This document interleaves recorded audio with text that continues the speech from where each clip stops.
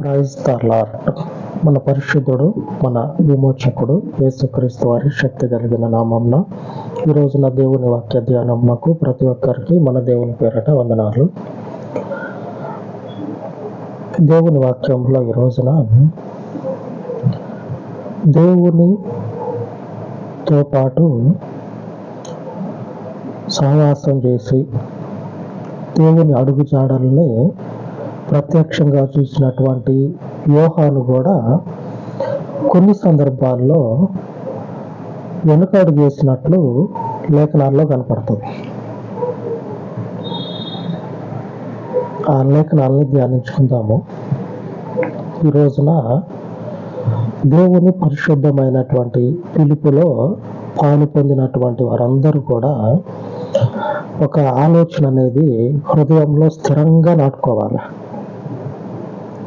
మనం ఒప్పుకున్నటువంటి దానికి మూలకారకుడైనటువంటి యేసు ప్రభువు మీద మన గురి అనేది, లక్ష్యం అనేది ఉంచాలి అని ఈ రోజున దేవుని వాగ్దానము సెలవిస్తూ ఉంది. ఆ లక్ష్యాన్ని ఎంతమంది చేరుకుంటూ ఉన్నారో, ఆ గురిని ఎవరైతే గురి కలిగి అటువైపే వెళ్తూ ఉన్నారో ఒకసారి మీరే ఆలోచన చేసుకోండి. ఇద్దరు మనుషులు ఒక దగ్గర ఉంటే ఏదో ఒక సందర్భంలో మనస్పర్ధలు వస్తాయి. ఎంత కలిసిపోయినటువంటి మనుషులైనా ఏదో ఒక సందర్భంలో వస్తాయి.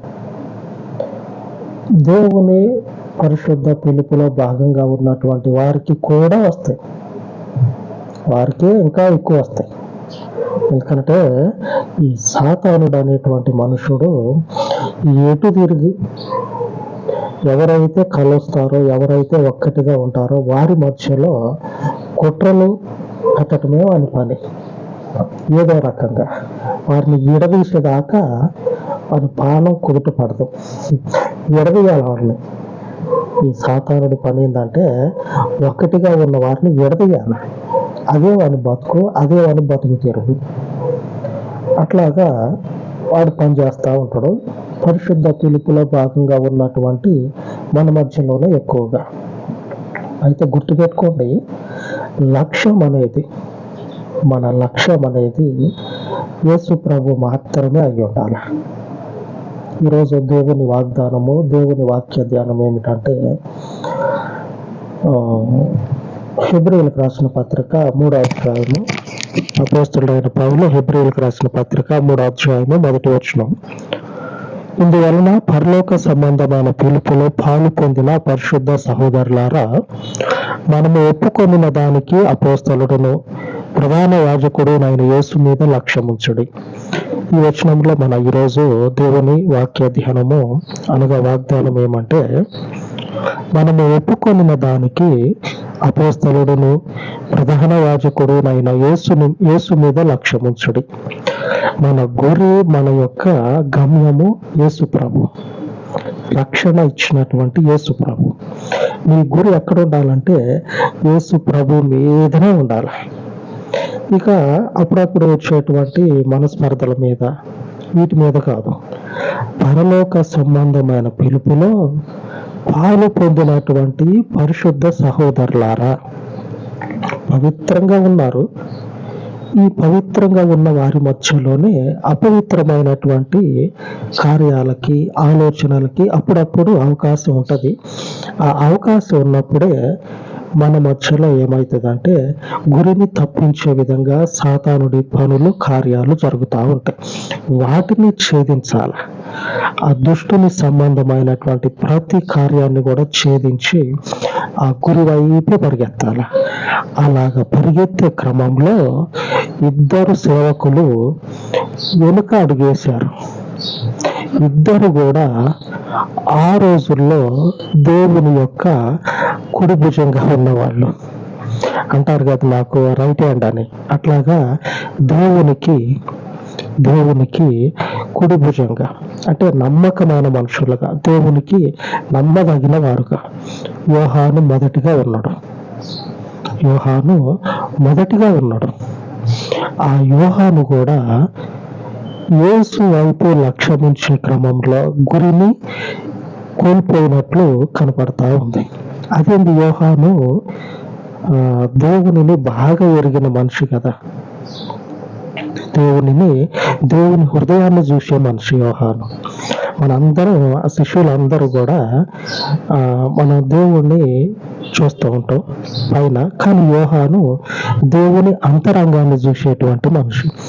అంతటి మనుషుడు కూడా ఈరోజు దేవుని వాగ్దానం సెలవిస్తా ఉంది, తప్పిపోయిండు అని రాయబడ్డది.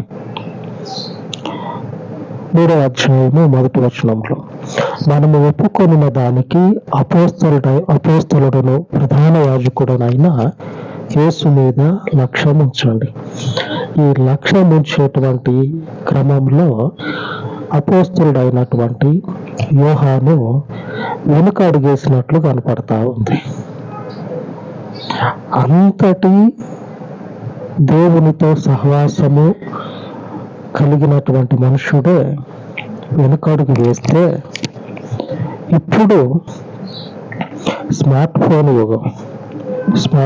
యుగం, ఇప్పుడు ఇంకా వెనుకడుగు కాదు కదా, ఈయనెవరో నాకు తెలియదు అని చెప్పేంత పరిస్థితులు. అప్పుడు కూడా చెప్పారులే, అప్పుడు కూడా యేసు ప్రభువుని నాకెవరో తెలియదు అని చెప్పిన అందులో. అలాగే ఇప్పుడు ఇంకా ఏమంటారో మీరు ఆలోచన చేయండి.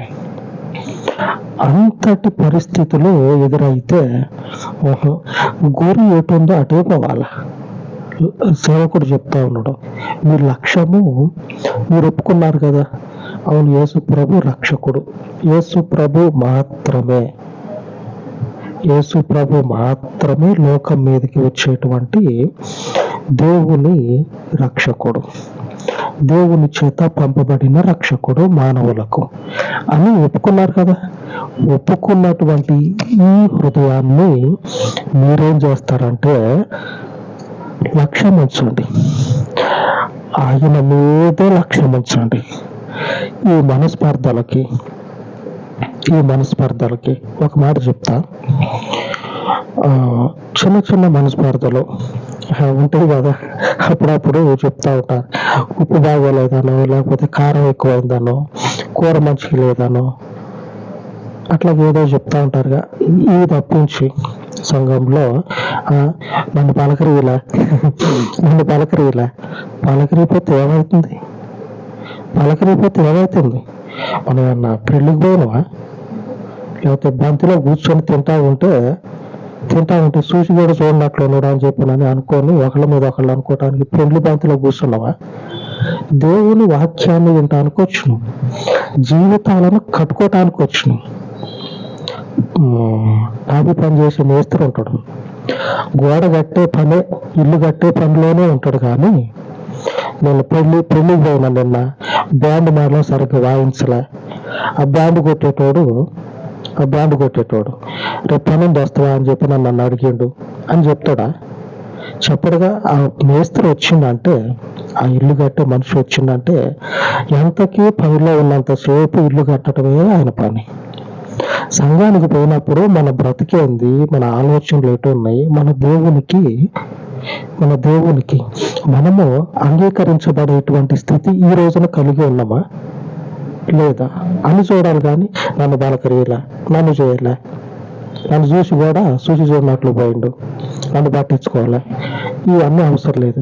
ఇటువంటివి తప్పించి దేవుని వైపు లక్ష్యం ఉంచేటట్లుగా చేయి కలిపి అటువైపు వెళ్ళాలి, ఆ లక్ష్యం వైపు వెళ్ళిపోవాలి.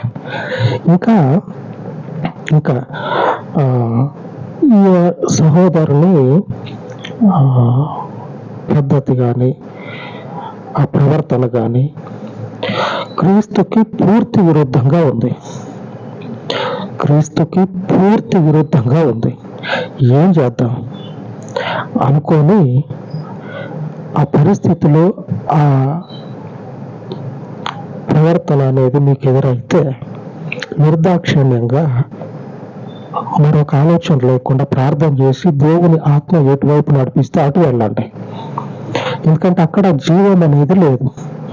దేవుని నడిపింపు, దేవుని యొక్క ఆత్మ కార్యాలు అనేవి జరగట్ల.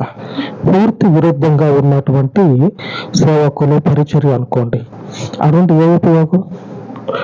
అటువంటి పరిస్థితుల్లో అయితే దేవుని ఆత్మ చేత ఆయన ఎటు నడిపిస్తే అటు వెళ్ళొచ్చు. కానీ ఈ చిన్న చిన్న ఉంటాయి కదా, నన్ను బలకరీలా, నన్ను చూసి కూడా చూడనట్లు పోయింది, ఇవన్నీ అవసరం లేదు మనకి, విడిచిపెట్టాలి వాటిని. దేవుని సేవలో ఉన్నటువంటి యోహాను కూడా కొన్ని సందర్భాల్లో ఏం చేసిందంటే దేవుని పనికి వెనుకాడు వేసినట్లు కనపడతా ఉంది. చదువుకుందాం వచనము. అపోస్తలుల కార్యాలు 15వ అధ్యాయము 37 వచనం. అప్పుడు మార్కు అను మారుపేరు గల యోహానును వెంట పెట్టుకొని పోవుటకు బర్నబా ఇష్టపడెను. అయితే పౌలు పంఫూలియాలో పని కొరకు తమతో కూడా రాక తమను విడిచిన వానిని వెంట పెట్టుకొని పోవుట యుక్తము కాదని తలంచెను. మంచిది కాదు, యుక్తము కాదు అంటే మంచిది కాదు అనేటువంటి ఆలోచనకి, అభిప్రాయానికి అపోస్తలుడైన పౌలు వచ్చి ఆ యోహానుని దేవుని సేవ చేయడానికి మరొక ప్రాంతానికి పోతా ఉన్నప్పుడు ఆ బర్నబా రికమెండ్ చేస్తా ఉంటే బర్నబా తోటి ఇద్దరికి తీవ్రమైనటువంటి వాదన జరిగిందంట. పరిచర్యలో తీవ్రమైనటువంటి వాదం కలిగి పౌలు ఏం చేసిందంటే ఆ బర్నబాను వదిలిపెట్టిండు, యోహానుని కూడా విడిచిపెట్టిండు. పౌలు వెనుక వచ్చినటువంటి పౌలు, యోహాను ప్రభువుతో పాటు చివరి రోజు వరకు ఆయన వెంబడే ఉన్నటువంటి మనుషుడు యోహాను. అటు తర్వాత వచ్చినటువంటి పౌలు యోహానును కాదని దేవుని సేవ కోసం ఆ గురి వైపు వెళ్ళిపోతా ఉన్నాడు. దేవుడేమో ఈ బర్నబాని పౌలుకి సహకారంగా ఉంటాడని జత చేస్తే, దేవుని ఇందాక మనం చెప్పుకున్నాం కదా, దేవుని ఆత్మ ఎటు నడిపిస్తే అటు వెళ్ళండి. అలాగా దేవుని పనిలో సహకారంగా ఉంటాడని దేవుడు పౌలుకి బర్నబాని జత చేస్తే, బర్నబా కొన్ని రోజులు పౌలుతో సేవ చేస్తూ ఈ విషయంలో ఇద్దరికి వాదోపవాదాలు జరుగుతాయి. పౌలేమో ఆయనేమో మనం అక్కడికి పోయినప్పుడు మనతో పాటు పనికొచ్చి మధ్యలోనే మనల్ని వదిలిపెట్టొచ్చుండు, ఆయన ఎందుకు తీసుకుపోవటం అని పౌలు అంటాడు. బర్నబా అంటాడు, లేదు యోహాన్ని తీసుకుపోదాం, సేవ చేద్దాం, మనం అటు పోతా ఉన్నాం కదా, వేరే ప్రాంతానికి పోతున్నాం కదా, యోహాన్ని కూడా తీసుకుపోదాం అంటే పౌలు మాట ఏమో అప్పుడు కూడా తీసుకుపోతే ఏం చేసిండో చూసింది కదా, మనం ఆడ పని చేస్తా సేవ చేస్తా ఉంటే మన మధ్యలోనే దేవుని పనిని మధ్యలోనే విడిచిపెట్టొచ్చుండు, ఇప్పుడు కూడా అంతే, మధ్యలో మళ్ళీ రావడానికి గ్యారంటీ ఉంది. మనం ఏమో దేవుని పనిలో ఉంటాం, ఈ పనిలో మనకి ఆటంకం కలిగితే అటు పని ఆగిపోతుంది, పనికి ఇబ్బంది అవుతుంది, దేవుని సేవకి వద్దని పౌలు అంటాడు. ఇద్దరికి వాదోపవాదాలు జరిగి చివరికి పౌలు ఏం చేస్తాడంటే ఇద్దరిని వదిలిపెట్టేస్తాడు. ఆమె దేవునికి స్తుతి కలుగును కాక. ఆ బర్నబాని వదిలిపెడతాడు, అలాగనే యోహానును కూడా విడిచిపెట్టేసి పౌలు శీలను ఏర్పాటు చేసుకొని దేవుని పని కొరకు ఆయన పరిచర్యలు ఆయన ముందుకు వెళ్ళిపోతాడు. లక్ష్యం ఉంచండి, మీరు ఏమైనా ఒప్పుకున్నారు, యేసు ప్రభు నిజమైన దేవుడు, అటువైపే లక్ష్యం ఉంచాల. నన్ను వీళ్ళు బాలకరీలా, నన్ను వాళ్ళు చూడాల, ఈ మనకు అవసరం లేదు. ఆయన వైపే లక్ష్యం ఉంచి మనం ముందుకు కొనసాగాల. అంతకుముందు జరిగినటువంటి విషయాన్ని ఒకసారి మనము ధ్యానించుకుందాము. ఈ పౌలుకి, యోహానుకి, బర్నబాకి మధ్యలో అంతకుముందు జరిగినటువంటి విషయం అపోస్తలుల కార్యం 13వ అధ్యాయము 13వ వచనంలో రాయబడి ఉన్నది. తరువాత పౌలును అతనితో కూడా ఉన్న వారును ఓడ ఎక్కి పాపు నుండి బయలుదేరి పంఫూలియాలోనున్న పెర్గేకు వచ్చిరి. అచ్చట యోహాను వారిని విడిచిపెట్టి యెరూషలేమునకు తిరిగి వెళ్ళిరి. యెరూషలేమునకు యోహాను ఏం చేసినట్టు తిరిగిపోయాడు. అంటే వారు యెరూషలేము నుంచి ప్రయాణమై ఒకనొక ప్రాంతానికి, పంఫూలియా అనేటువంటి ప్రాంతానికి సేవ నిమిత్తం పోయి సేవ చేస్తూ ఉంటే యోహాను మధ్యలోనే వారిని అక్కడే వదిలిపెట్టి తిరిగి మళ్ళీ యెరూషలేముకి వస్తాడు. ఎక్కడ మొదలయ్యారో తిరిగి మళ్ళీ అక్కడికే వస్తాడు యోహాను. ఈ తర్వాత వీళ్ళు కూడా పని ఆడు ముగించుకొని, దేవుని సేవ ఆడు ముగించుకొని మీటింగ్ అయిపోతుంది. మరలా తిరిగి యెరూషలేముకి వచ్చిన తర్వాత కొద్ది దినాలు అయినాక పౌలు అంటాడు, మరలా మనం సేవకు పోదాం, అప్పుడు మన ఆడ మీటింగ్ పెట్టవచ్చు కదా, ఆడ పరిస్థితి ఎట్లా ఉందో చూసొద్దామని వేరే ప్రాంతానికి, అక్కడ కాదు వేరే ప్రాంతానికి పోదామని చెప్పినని మరలా పౌలు ఆలోచన చేసి బర్నబాతో అంటే, బర్నబా అంటాడు యోహాను కూడా తీసుకుపోదా అంటాడు.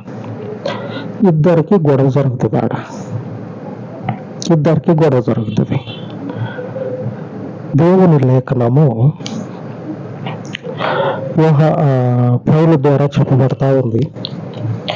నేను అలాగ గురి చూసి నేను ఒప్పుకున్న దాన్ని ఆ గురి వైపే పోతా ఉన్నాను. నేను ఏదైతే ఒప్పుకున్నానో అదే నా గురి. ఆ గురి వైపే నేను పోతూ ఉన్నా. మీరు కూడా అలాగనే మీ జీవితాల్లో లక్ష్యం అనేది మీకు తెలుసు ఏంటో. ఆ లక్ష్యం యేసు ప్రభు, అటువైపే మీరు వెళ్ళండి అని పౌలు చెప్తా ఉన్నాడు. హెబ్రీయుల గ్రంథంలో ఈరోజు మనం చదువుకున్న దేవుని వాగ్దానము అక్కడ రాయబడి ఉన్నది. మీరు కూడా అదే స్థితిని కలిగి ఉండాలి. అదే స్థితిని దేవుని సేవ కోసం పౌలు ఏ మనుషుల్ని కానీ మరెవ్వరిని కానీ లెక్క చేయాల. డోంట్ కేర్ అంటారు కదా, అట్లా లెక్క చేయాల. ఆయన యొక్క లక్ష్యము, ఆయన గురి, ఆయన భయము యేసు ప్రభు మాత్రమే, మరొకరు కాదు. 15వ అధ్యాయము 39వ వచనంలో రాయబడి ఉన్నది. వారిలో తీవ్రమైన వాదము కలిగినందున వారు ఒకరిని ఒకడు విడిచి వేరైపోయిరి. బర్నబా మార్కును వెంట పెట్టుకొని ఓడ ఎక్కి కుప్రకు వెళ్ళెను. పౌలు శీలను ఏర్పరచుకొని సహోదరుల చేత ప్రభు కృపకు అప్పగింపబడిన వాడై బయలుదేరి సంఘములను స్థిరపరచుచు సిరియా, కిలికియా దేశముల ద్వారా సంచారము చేయుచుండెను. పౌలు గురించి రాయబడినటువంటి మాట గొప్పగా రాయబడ్డది. ఎవరైతే వారు ఒప్పుకున్నటువంటి దానికి బద్దులై ఉంటారో వారి జీవితము ప్రభు కృపలో స్థిరపరచబడుతుంది. ఈ బర్నబా ఉన్నాడు కదా, దేవుని ఆత్మ చేత పౌలు యొద్దకు నడిపించబడితే, దేవుడు జత చేసినటువంటి దేవుని ఉద్దేశాన్ని, అలాగనే నాయకుడైనటువంటి పౌలుని బర్నబా సరి అయినటువంటి విధంగా గౌరవించకపోగా, నాయకుడు కదా పౌలు, నాయకుడిని గణపరచాలి. దేవుని నాయకుడు, దేవుని చేత అభిషేకించబడిన నాయకుడు. అటువంటి నాయకునికి సలహా ఇస్తే మంచిదే. నాయకుడు ఒప్పుకుంటే మంచిది, ఒప్పుకోలేదు అనుకోండి తప్పేమో అనుకొని మనల్ని మనం సరి చేసుకుంటే సరిపోతుంది. బర్నబా నేను ఇచ్చిన సలహానే పట్టించుకోలే, నాకు అవసరం లేదని పక్కకు వచ్చి దేవుని సేవలో ముందుకెళ్తే పౌలుతో ఉన్నంతసేపు బర్నబా పేరు అనేది డబ్బాలో రాయిలాగా మోగుతా ఉంది. పౌలుతో ఉన్నంతసేపు బర్నబా పేరు డబ్బాలో రాయేస్తే ఎట్లాగ సప్పుడు వస్తుంది, అలాగా బర్నబా పేరు పౌలుతో పాటుగా మోగిపోతా ఉంది.